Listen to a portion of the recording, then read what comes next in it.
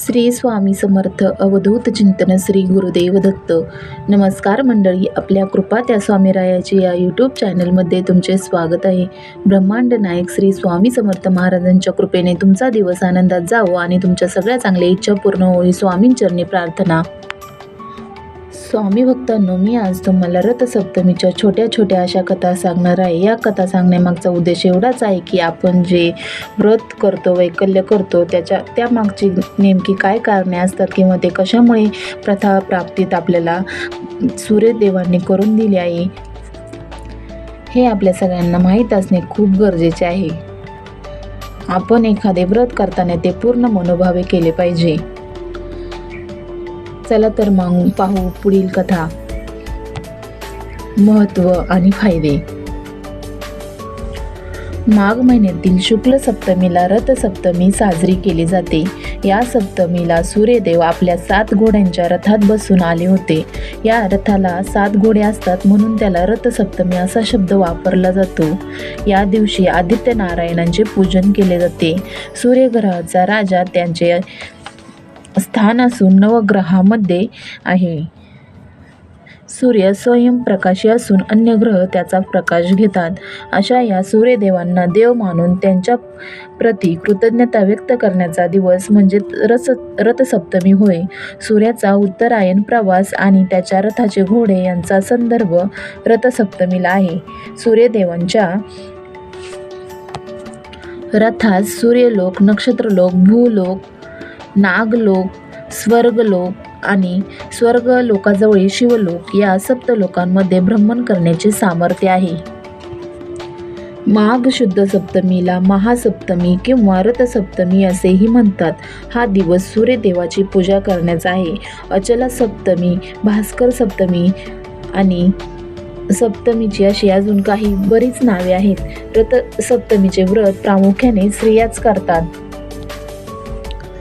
रथसप्तमी हा सण सूर्य उत्तरायण मार्गक्रमण करत असल्याचे सूचक असून उत्तरायण म्हणजेच उत्तर दिशेकडून मार्गक्रमण करणे.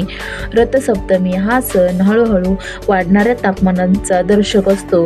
सूर्यदेवता सतत या रथात विराजमान असतात. देवदेवता देवळात असल्याप्रमाणे ज्या प्रकारे देवळाला महत्त्व प्राप्त होते तसेच महत्त्व सूर्यदेवाच्या रथाला आहे. त्यामुळे रथसप्तमीला सूर्यदेवांच्या उपासनेबरोबरच त्यांच्या रथाचेही देखील पूजन केले जाते. रथसप्तमीला सकाळी लवकर उठून स्नान करावे. सूर्यदेवाची 12 नावे घेऊन 12 नमस्कार घालावे. पाटावर रथात बसलेल्या सूर्यनारायणांची आकृती काढून त्याचे पूजन करावे. सूर्यदेवांना प्रार्थना करून आदित्य हृदय स्तोत्र,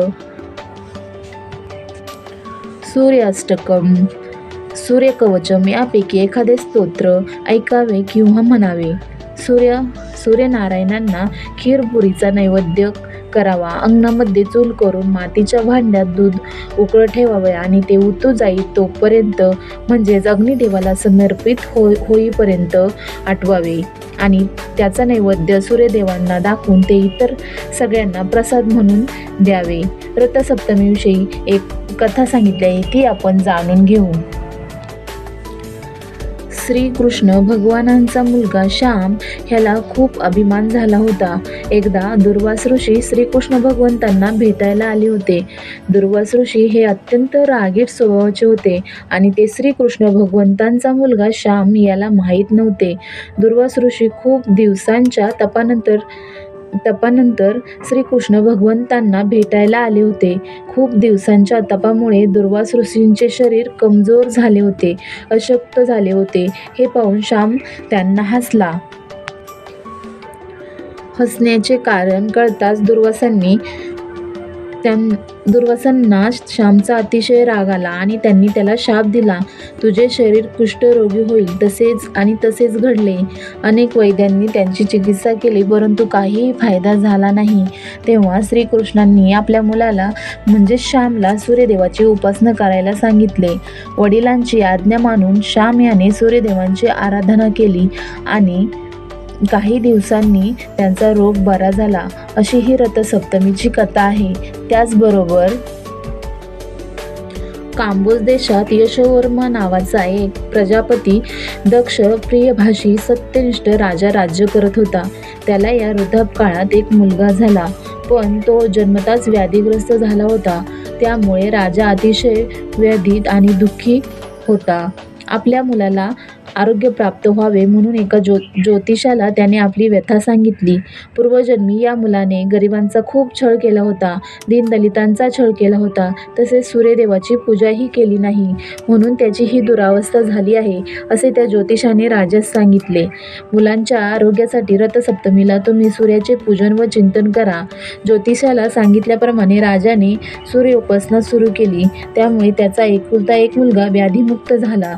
याप्रमाणे लोकांनीही सूर्याची पूजा करावी व त्यांची कृपा प्राप्त करून घ्यावी, हा सूर्य उपासनेमागील उद्देश आहे. तेव्हापासून आपल्या मुलाबाळांना उत्तम आयुष्य व आरोग्य लाभावे यासाठी कुटुंब व स्त्रिया रथसप्तमीला सत्यनारायणाची पूजा करू लागल्या. रथ याचा अर्थ असा की शूरवीर असा होतो.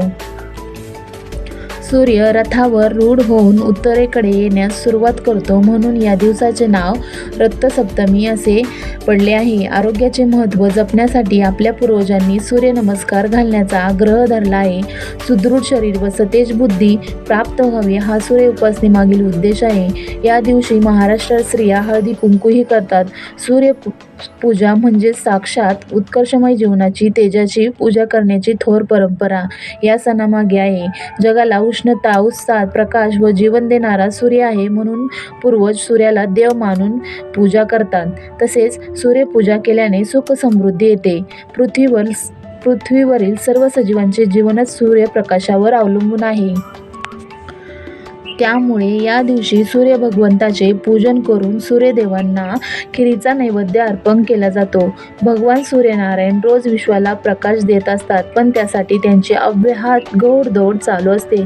त्यांच्या रथाला सप्त अश्व असतात. हे अश्व म्हणजे सप्तरंग, सप्तवार, सप्तचक्र आहेत, ही लोकांची भावना आहे. रथ हे हिंदू धर्मातील प्राचीन वाहन आहे. महासप्तमीला वेगवेगळ्या नावाने ओळखली जाते. बंगालमध्ये रथसप्तमीला भास्कर सप्तमी असे म्हटले आहे, तर उत्तरेमध्ये ही तिथी जयंती सप्तमी किंवा अचला सप्तमी या नावाने प्रसिद्ध आहे. तर दक्षिणेत रथसप्तमी असेही म्हटले आहे. माघ महिन्यातील शुद्ध सप्तमीला सूर्याचे पूजन करण्याचे महत्त्व आहे. या दिवशी आपण सूर्याची मनोभावे पूजा केली तर आपल्याला निरोगी आणि चांगले आरोग्य प्राप्त होते, कीर्ती मिळते. मुलांचे शिक्षण, आरोग्य, नोकरीमध्ये कोणत्याही प्रकारचा अडथळा राहत नाही. मुलगा आणि वडील यांच्यामध्ये गोड नाते निर्माण होते. तसेच मानसिक रोग दूर होतात. म्हणून आपल्याला ही रथसप्तमी साजरी करायची आहे. तर असे आहे या रथसप्तमीचे महत्त्व, कथा आणि फायदे. व्हिडिओ आवडला असेल तर लाईक करा. चॅनेलवर नवीन असाल तर सबस्क्राईब करा. नोटिफिकेशन बेल चालू करा. भेटूया अशाच नवीन व्हिडिओ बरोबर. श्री स्वामी समर्थ. जय जय स्वामी समर्थ.